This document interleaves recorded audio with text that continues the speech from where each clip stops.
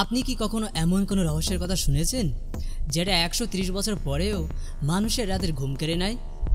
1888 সালে লন্ডনের white chapel অন্ধকার কুয়াশাচ্ছন্ন গলিতে একটা ছায়া ঘুরে বেড়াচ্ছে, যার হাতে রয়েছে ধারালো ছুরি আর পেছনে রেখে যাচ্ছে রক্তের দাগ।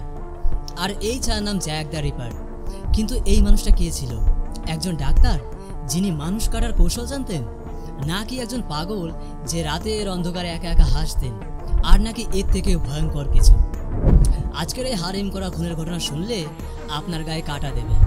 নমস্কার, আমি রাজু, আর আপনারা দেখছেন শেষ অধ্যায়, যেখানে শুরু হয় অজানা সন্ধান। কল্পনা করুন 1888 সাল, লন্ডনের হোয়াইট চ্যাপেলে রাতের বেলা অন্ধকারে কুয়াশা এতটাই ঘন যে আপনি আপনার হাতও ঠিকঠাকভাবে দেখতে পারছেন না। গলিগুলো ছিল অতি সংকীর্ণ, অন্ধকার, আর মনে হয় যেন প্রতিটা কোণে যেন কেউ লুকিয়ে আছে।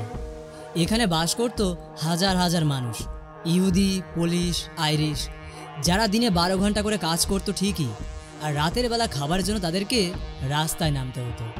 হোয়াইট চ্যাপেল ছিল দরিদ্র আর অপরাধের আড্ডাখানা। সেখানকার মহিলারা, যাদের আর কোনো পথ ছিল না, আর তাই তারা প্রতিদিন সেখানে দিনের পর দিন বেশ্যাবৃত্তি করত। তখনকার সময় রাস্তায় আলো ছিল না, এবং পুলিশ ছিল কয়েকটা হাতে গোনা। আর এই অন্ধকারে জ্যাক দ্য রিপার তার শিকার শুরু করে। আর এখানে আসে প্রথম টুইস্ট। হোয়াইট চ্যাপেলে শুধুমাত্র কিন্তু দরিদ্র মানুষ বসবাস করতো না, বরং ওটা একটা গুজব ছিল। এখানে ধনী লোক, এমনকি কখনো কখনো রাজপরিবারের কেউ কেউ রাতের বেলা ওই গলিতে ঘুরতে যেতেন। কেউ কেউ বলে তারা নোংরা খেলায় মজা পেত। তাহলে জ্যাক দ্য রিপার কে ছিল, যিনি দিনের বেলায় সম্মানিত আর রাতের বেলা হত্যাকারী? আর এই প্রশ্নই আমাদেরকে আরও তাড়া করবে। তবে এবার আসি সে 5টা হত্যার গল্পে, যেটা ইতিহাসের পাতায় রক্তে লেখা আছে। এই 5 জন নারী, Mary Ann Nichols, Annie Chapman, Elizabeth Stride, Catherine Eddowes আর মেরি জ্যান কেলি। তাদের নাম মনে রাখুন, কারণ তাদের মৃত্যু জ্যাক দ্য রিপারকে অমর করে রেখেছে। প্রথম হত্যা মেরি অ্যান নিকলস। 31 আগস্ট 1888 সাল রাত 3টের দিকে বাক্স রোয়ের গলিতে তার দেহ পাওয়া যায়। তার গলা কাটা, এবং কাটার ক্ষত ঠিক এতটাই গভীর যেন দেখে মনে হচ্ছে যেন মাথা থেকে ধর প্রায় আলাদা, আর পেট চাকু দিয়ে চিরে ফেলা হয়েছে। সে এক বিভৎস অবস্থা। পেটের ভেতরে যাবতীয় জিনিস সব বাইরে বেরিয়ে আছে, চারিদিকে রক্ত আর রক্ত।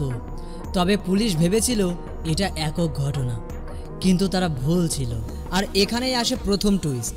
মেরি দেহের পাশে পাওয়া যায় একটা টুপির মতো কিছু জিনিস, যেন কেউ তাড়াহুড়ো করে যাবার সময় সেটা সেখানে ফেলে গেছে। তবে এটা হত্যাকারীর নাকি পুলিশকে বিভ্রান্ত করার জন্য ফেলা হয়েছে, সেটা আজও অজানা। দ্বিতীয় হত্যা অ্যানি চ্যাপম্যান।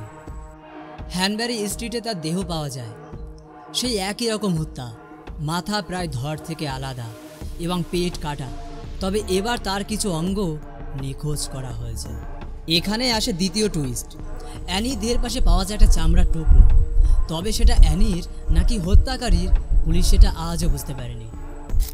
তৃতীয় এবং চতুর্থ হত্যা, এলিজাবেথ স্ট্রাইড এবং ক্যাথরিন অ্যাডোস। 30 সেপ্টেম্বর ওই একই রাতে এলিজাবেথের গলা কাটা হয়, কিন্তু দেহে বেশি ক্ষত ছিল না। পুলিশ মনে করে হয়তো খুনি কোনো বাধা পেয়েছিল। কিন্তু ক্যাথরিন, হ্যাঁ, ক্যাথরিনের মুখ কাটা, পেট ছিন্নভিন্ন, আর 2টো কিডনি উধাও। তৃতীয় টুইস্ট হচ্ছে, ক্যাথরিনের দেহের পাশে একটা দেওয়ালে চক দিয়ে লেখা ছিল, ইহুদিরা দোষী নয়। মেরি জ্যান কেলি। 9 নভেম্বর তার নিজের ঘরে তাকে খুন করা অবস্থায় পাওয়া যায়।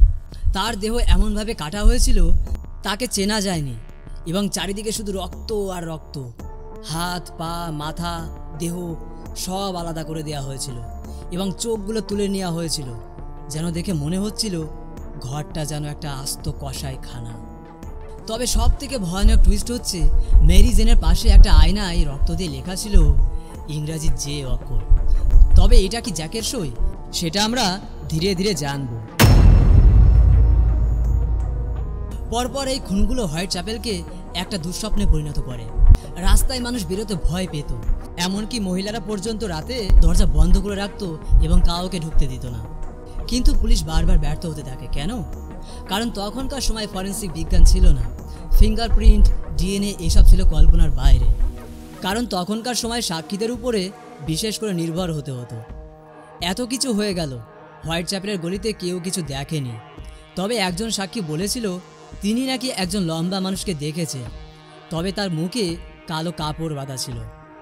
পরবর্তীতে একজন পুলিশ অফিসার বলেছিল তিনি নাকি ওই একই রাতে ওই খুনিকে দেখেছিলেন, কিন্তু তাকে ধরতে পারেনি কারণ সেখান থেকে সে পালিয়ে যায়। 27শে সেপ্টেম্বর 1888 সাল সেন্ট্রাল নিউজ এজেন্সিতে একটা চিঠি আসে, লাল কালিতে লেখা ডিয়ার বস। আর এই চিঠিতে হত্যাকারী পুলিশকে উপহাস করছেন, বলছেন পুলিশ আমাকে কখনোই ধরতে পারবে না, আমি খুব শীঘ্রই আমার কাজ শুরু করব।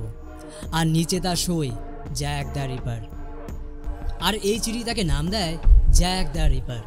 তবে সব থেকে বড় টুইস্ট হচ্ছে এখানে, অনেকে বলে এই চিঠি নাকি হত্যাকারী নয়, একজন সাংবাদিকের, যিনি এই চিঠির মাধ্যমে তার সংবাদপত্র বিক্রি বাড়াতে চেয়েছিল।